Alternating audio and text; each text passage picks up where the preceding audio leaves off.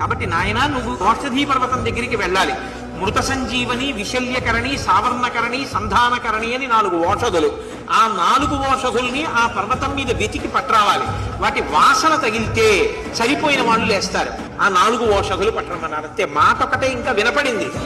మహానుభావుడు మలయ పర్వతం మించి ఒక్కసారి ఆ పర్వత శిఖరములు కింద పడిపోయేటట్టుగా ఎగిరి ఆకాశ మార్గంలో వెళ్లి కైలాస పర్వతం దగ్గరికి వెళ్ళిపోయారు. అంతే.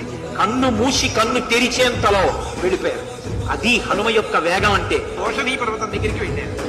వెళ్ళి ఆ ఓషధుల్ని వెతుకుతుంటే ఈ ఓషధులు పట్టికెళ్ళిపోతాడేమోనని అవి తమ తేజస్సుని ఉపసంహారం చేసి దాక్కున్నాయి.